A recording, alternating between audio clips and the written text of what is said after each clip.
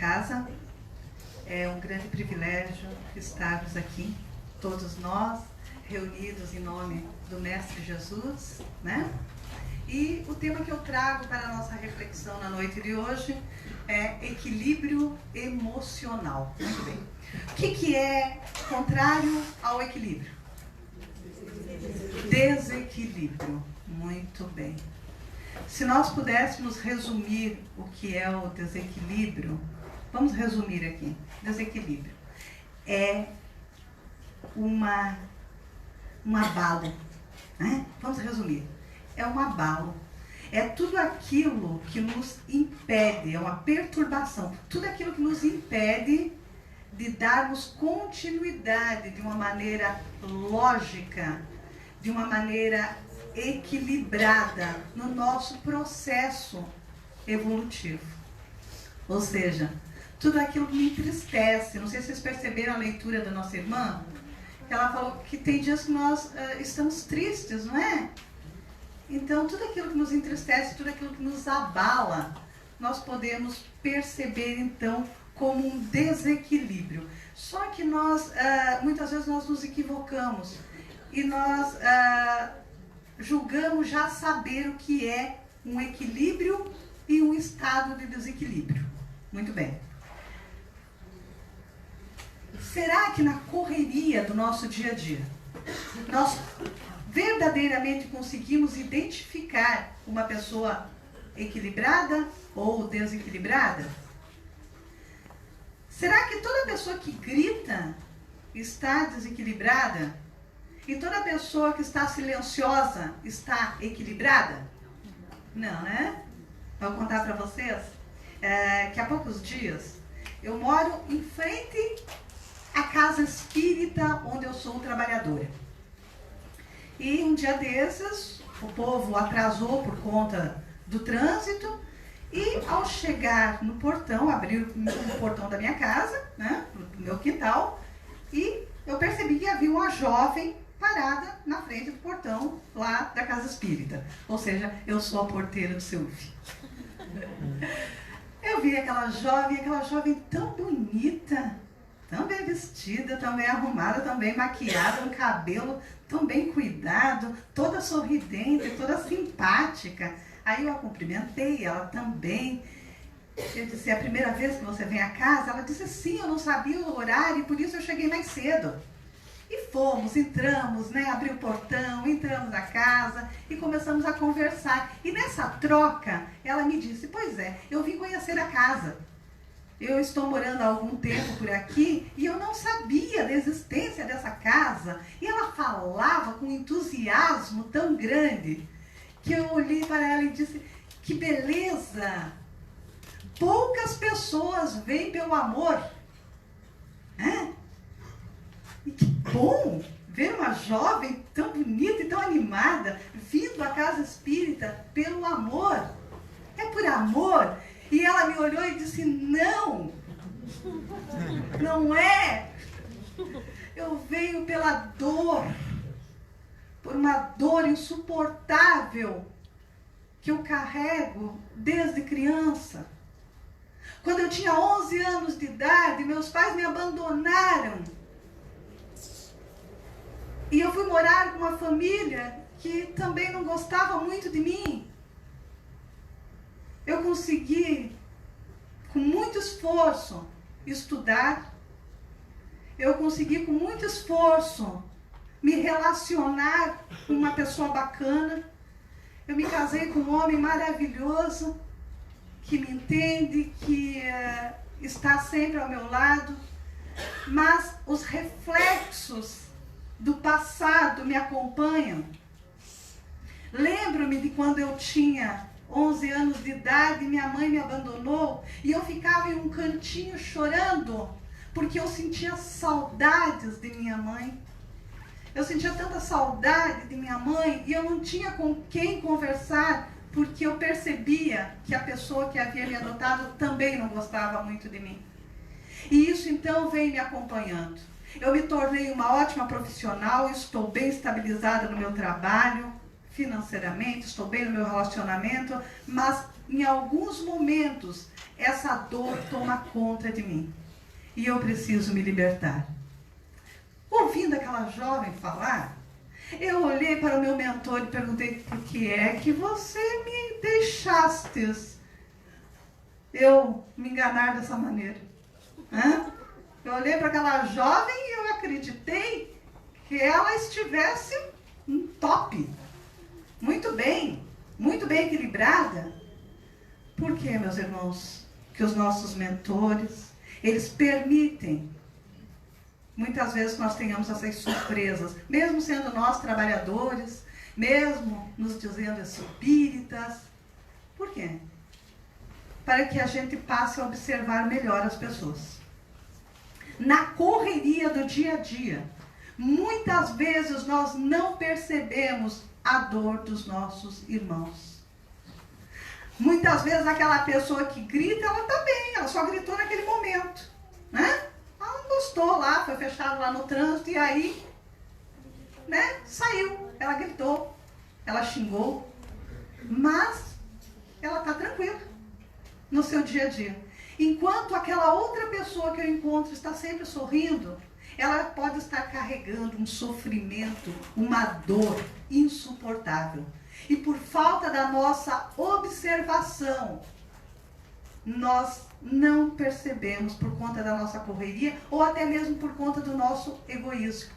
Porque nós estamos, na maior parte do tempo, muito voltados para nós, né? E às vezes a pessoa conta um problema para nós, uma dificuldade, e nós vamos logo tentando, né? Tentando dar respostas. Nós não esperamos que a pessoa conclua o que ela está nos contando. Nós temos pressa em dar respostas. E aí nós não prestamos atenção nas entrelinhas. Nós não conseguimos prestar atenção naquilo que ela não disse. Naquilo que ela não disse. Se nós observarmos melhor, se nós prestarmos atenção, nós vamos perceber que entre nós, aquelas pessoas que parecem muito alegres, muito sorridentes, muito tranquilas, elas trazem as suas dores, as suas dificuldades. E aí é que nós precisamos prestar atenção. Porque Chico Xavier, nosso querido Chico, no livro A Sombra do Abacateiro, por Carlos Bacelli, ele fala da cruz de ferro e da cruz de palha. Olha só. Ele diz assim, que nós precisamos estar atentos ao dia a dia, para esses problemas que ninguém vê, que somente nós vemos. A cruz de ferro, a grande dor, desperta a simpatia de muitos, o auxílio e o socorro. O que é a cruz de ferro? Bem, acontece um acidente, algo grave, uma perda na família, os nossos amigos, a parentela nos abraça. Não é assim? Um diagnóstico médico, quando nós recebemos um diagnóstico é grave, os amigos ficam sabendo, a parentela fica sabendo, e todos nos abraçam, todos tentam nos confortar. Não é assim? Então, nós temos alguém que nos sustenta nesses momentos difíceis. Nós não ficamos sozinhos. Temos alguém que está ali, né? Nos amparando, nos auxiliando, nos olhando com amor, dizendo, ó, estou aqui. Se precisar, você me chama. As pessoas ligam o tempo todo, as pessoas mandam mensagem, as pessoas nos abraçam. Não é assim? Muito bem. A cruz de ferro é assim. Mas a cruz de palha, esse infortúnio oculto, muitas vezes só Deus vê. O que é a cruz de palha? Aquele probleminha que eu julgo pequeno. Aquela coisa do dia a dia. Né? Tô com uma dorzinha aqui de cabeça, mas não vou ficar falando da minha dor de cabeça. Né? Briguei com meu namorado. Não vou ficar falando isso, né? As pessoas vão dizer que daqui a pouco eu encontro outro. Não é assim? Meus irmãos, são esses pequenos probleminhas, os infortúnios ocultos, que vão se acumulando. e que em alguns momentos eles se tornam gigantescos e nos desequilibram. E muitas vezes ninguém percebe. E aí, de repente, nós ficamos sabendo. Sabe aquela pessoa sorridente? Sabe aquela pessoa que brincava com todo mundo? Sabe aquela pessoa simpática? Aquela pessoa que saía abraçando todo mundo? Pois é, suicidou-se. Ai, como assim? Todos ficam angustiados, mas como?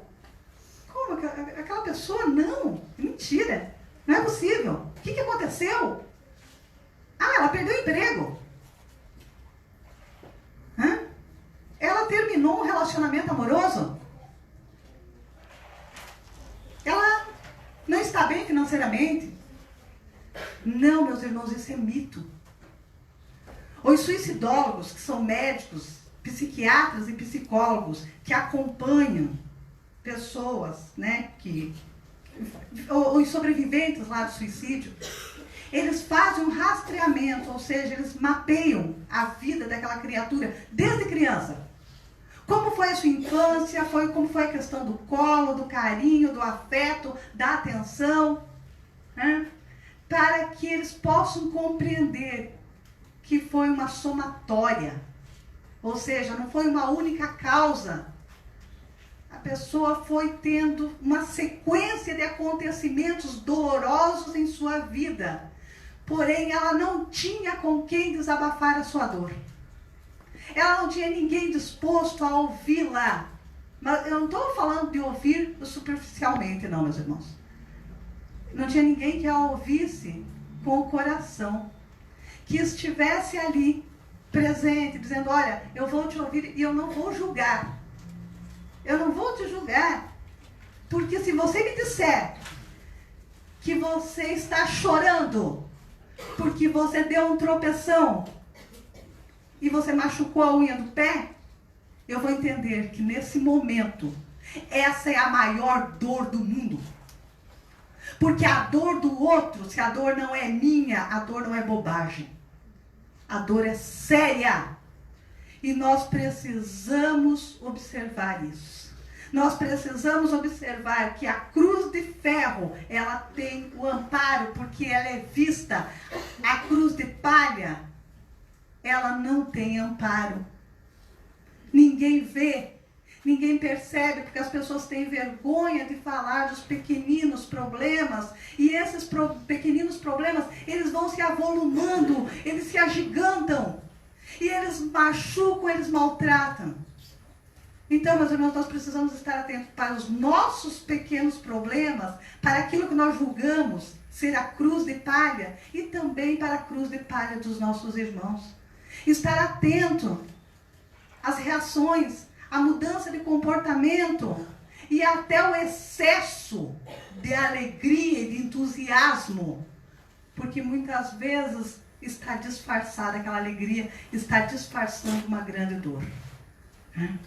Muitas vezes é preciso pararmos e olhar ao nosso irmão da maneira que nós gostaríamos de ser olhados. Então, se nós pararmos para refletir só um pouquinho sobre as pessoas que convivem conosco, quem realmente está equilibrado? Quem realmente está precisando de ajuda? Todos nós, em algum momento, nós precisamos ser observados. Todos nós. Começando por nós mesmos, tá? Acordar pela manhã e olhar no espelho e dizer, por que é que hoje eu estou me sentindo assim? Nós precisamos desse autoanálise. Mergulhar dentro de nós mesmos e nos perguntar, por que é que eu estou reagindo assim? O que está acontecendo? Eu estou realmente equilibrada? Eu estou bem? E quais são os fatores do desequilíbrio?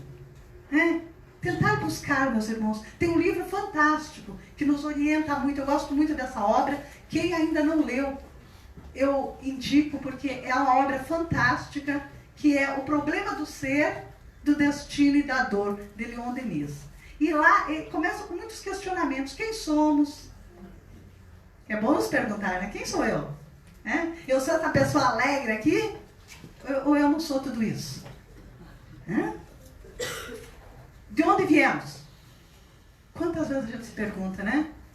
Como eu fui no passado, né? Mas de onde eu vim? A que família eu pertenci?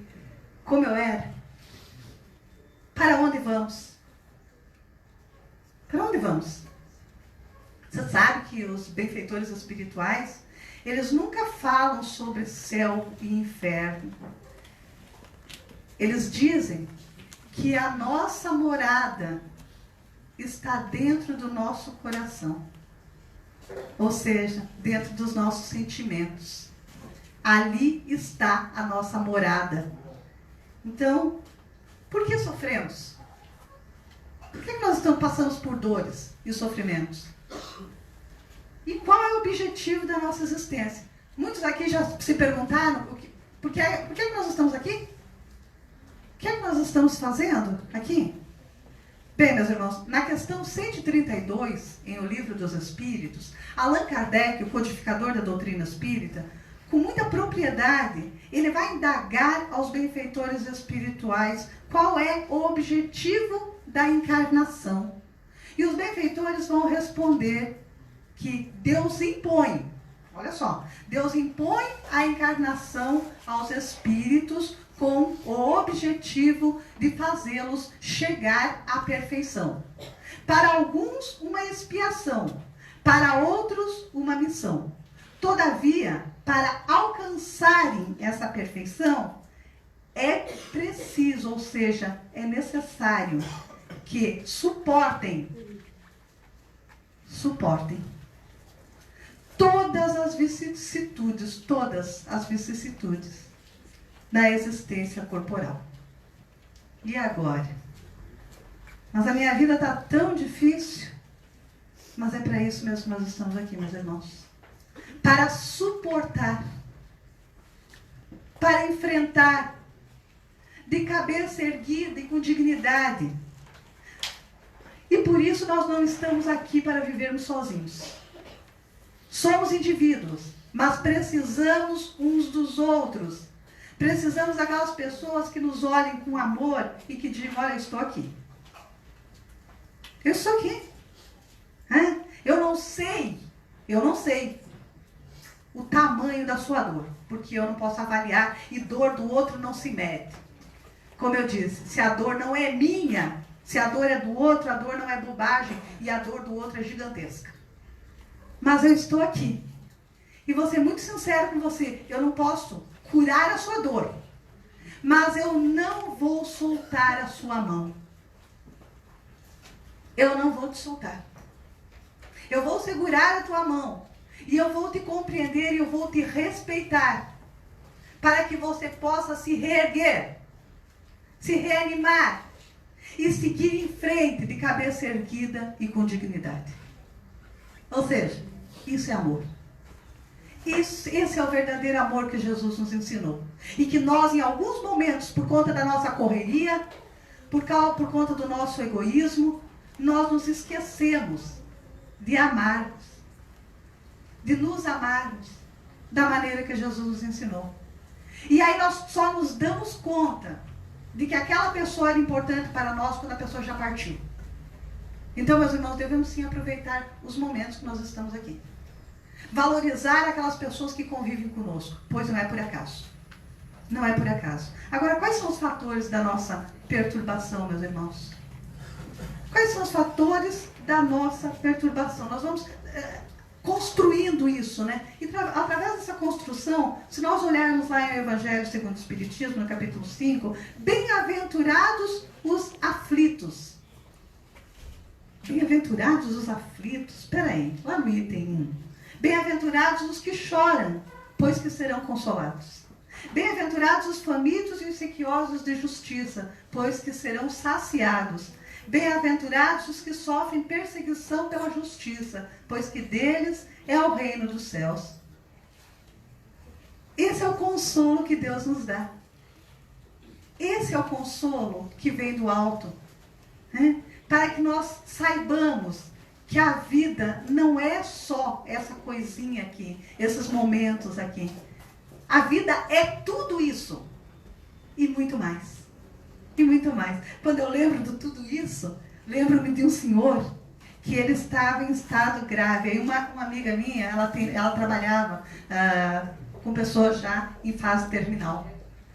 E esse senhor, com seus 80 anos de idade, depois de ter passado por um câncer, depois de ter passado por todo aquele processo do tratamento, de quimioterapia, ele chegou no seu momento do desencarne.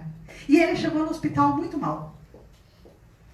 E ele, ainda muito lúcido, ele disse a ela: me responda, porque você está comigo já há bastante tempo. Então me responda, a vida é só isso aqui? É só isso? Ela olhou para ele e disse: não, a vida é tudo isso. É tudo isso que o Senhor experienciou. Tudo isso é a vida. Tudo isso faz parte da caminhada.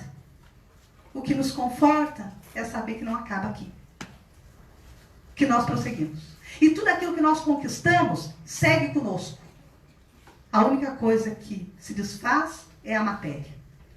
Essas vestes. Por quê? Porque eu preciso de vestes novas, né? Nem sempre eu vou estar bonita assim, tá? Então, né, quando eu estiver assim, vai chegar um momento que essa máquina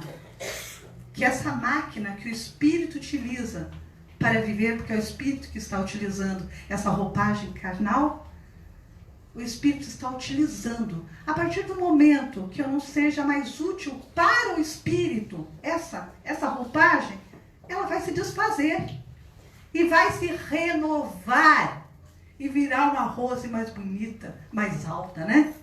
Olha só que chique. Então, meus irmãos, esse é o consolo que a doutrina espírita nos dá. Que tudo se renova, tá? Nada se destrói. E nós precisamos ter essa fé. Fatores, então, de perturbação, já que nós vamos construindo. Rotina. Isso está lá em um livro, O Homem Integral. Uma obra também fantástica. Que diz assim, que a rotina é um dos fatores de perturbação, que são 5. A ansiedade, o medo, a solidão e a liberdade. Antes de nós falarmos sobre isso, meus irmãos, sobre esses 5 fatores de perturbação, é importante a gente tentar identificar o que é que me perturba, né?